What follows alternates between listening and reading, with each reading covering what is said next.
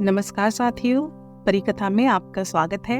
आज फिर मैं आपके सामने हाजिर हूँ अपनी एक नई कहानी लेकर। आशा करती हूँ आपको मेरी ये कहानी भी पसंद आएगी। तो चलिए अपनी कहानी की शुरुआत करती हूँ।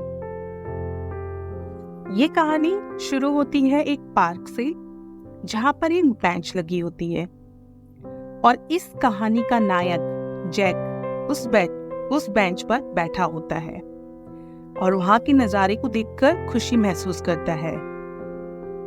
उसके बगल में एक वृद्ध आदमी बैठा होता है उसी बेंच पर, जो थोड़ी देर में वहां से उठकर चला जाता है। उस वृद्ध आदमी के जाते ही वहां एक जवान आदमी आकर बैठ जाता है और जोर जोर से कुछ बड़बड़ाता है। जो पहले से वहां बैठा होता है जैक, उसके बड़बड़ाने पर उससे पूछता है कि तुम मुझे बहुत गुस्से में लग रहे हो। जैक को ऐसा लगता है कि वो इसीलिए बड़बड़ाया है ताकि वो सुन सके। फिर उस आदमी ने नायक से कहा, यानी जैक से कहा, कि जो मेरे साथ हुआ है, अगर तुम्हारे साथ होता तो तुम भी मेरी तरह गुस्से में होते। उस आदमी ने कहा, मैंने अपनी जिंदगी में आज सबसे ज्यादा बेवकूफी भरी हरकत की है। जैक ने पूछा, क्यों, ऐसा क्या हुआ है? उस आदमी ने जैक को बताया कि मैं आज ही दोपहर में इस शहर में आया हूँ और मैं जिस होटल में रुकता था वहाँ कोई मॉल बन गया है। फिर जिस टैक्सी में मैं आया था उस टैक्सी ड्राइवर ने मुझे किसी दूसरे होटल में जाने का सुझाव दिया और मैं वहाँ चला गया और होटल में जाकर मैंने अपना मोबाइल चार्ज पर लगा दिया और फिर वहाँ से बाहर आ गया कुछ पैसे लेकर साबुन की टिकिया खरीदने के लिए, क्योंकि मैं होटल के साबुन की जो टिकिया होता है वो यूज़ नहीं करता हूँ क्योंकि वो मुझे अच्छी नहीं लगती है। फिर चलते चलते मैं यहाँ आ गया और मैं सिर्फ थोड़े ही पैसे लेकर निकला था होटल से बाहर, जिससे मैंने एक पानी की बोतल ले ली और एक साबुन ले लिया और पानी में पी चुका हूँ। और यहाँ पहुँचकर मुझे याद आया कि मुझे तो होटल का नाम ही याद नहीं है और मेरा मोबाइल भी मेरे पास नहीं है और वो सड़क भी याद नहीं है जहाँ होटल था, और अब पूरी रात पड़ी है मेरे पास और पैसे भी नहीं हैं। उस आदमी की बात खत्म होने के कुछ समय तक वहाँ खामोशी छाई रहती है। फिर वो आदमी दोबारा बोलता है, मुझे लगता है कि तुम्हें मेरी बात पर विश्वास नहीं हो रहा है।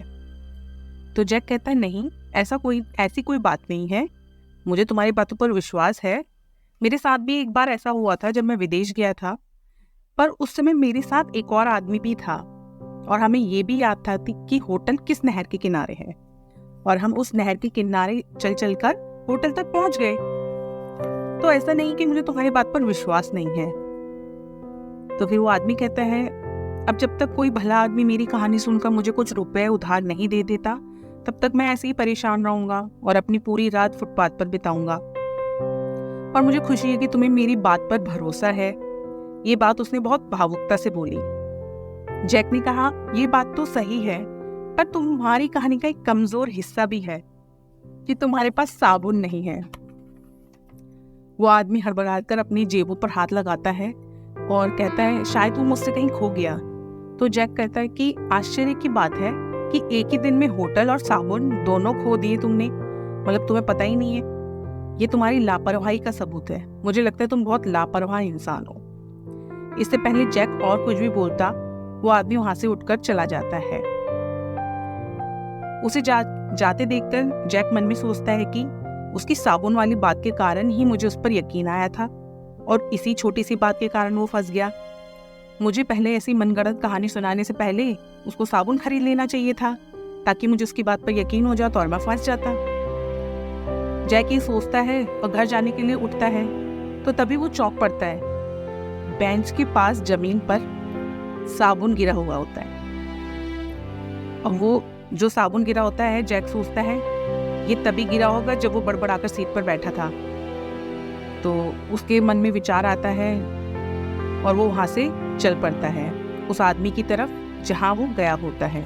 जैक थोड़ी दूर जाने पर वो आदमी जैक को मिल जाता है और उसके पास पहुंचते ही जैक उसको साबुन की टिकिया देता है और कहता है, ये तुम्हारी साबुन की टिकिया है जो वहाँ गिर गई थी शायद जब तुम बड़बड़ा रहे थे।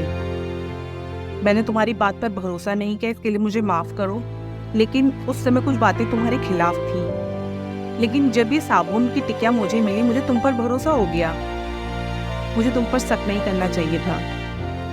मैं तुम्हें ये कुछ रुपए देकर तुम्हारी मदद करना चाहता हूँ।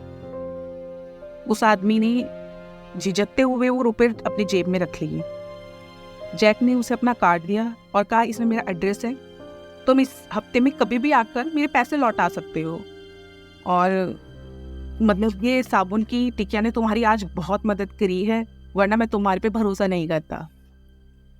उस आदमी ने जैक को थैंक यू कहा और वहां से चला गया। जैक ने उसकी तरफ देखकर सोचा कि ये मेरे लिए एक सबक है कि हम दूसरों की मजबूरी को समझने की कोशिश ही नहीं करते हैं। ये सोचते हुए जैक वापस उसी बेंच के पास आ जाता है जहां वो पहले बैठा होता है। वहां पहुंचते ही उसे वो वृद्ध आदमी दिखाई देता है जो उसके साथ पहले बेंच पर बैठा होता है। वो वृद्ध आदमी वहां झुक झुक कर कुछ ढूंढ रहा होता है। तो जैक उससे पूछता है, क्या आपका यहाँ कुछ खो गया है? तो वो वृद्ध आदमी कहता है, जी हाँ, मेरी साबुन की टिकिया खो गई है। तो दोस्तों, कभी कभी हमें किसी पे भरोसा करना भी नुकसान दे जाता है। वो साबुन की टिकिया उस बूढ़े आदमी की थी, ना कि उस आदमी की। तो चलो दोस्तों, मुझे भरोसा है आपको मेरी कहानी बहुत पसंद आई होगी और मैं आपके साथ आगे भी ऐसी अच्छी अच्छी कहानियां लेके आती रहूंगी। आप हमारे चैनल को ज़्यादा से ज़्यादा लाइक, शेयर एंड सब्सक्राइब करें। मैं आपका बहुत बहुत धन्यवाद करती हूँ। Thank you.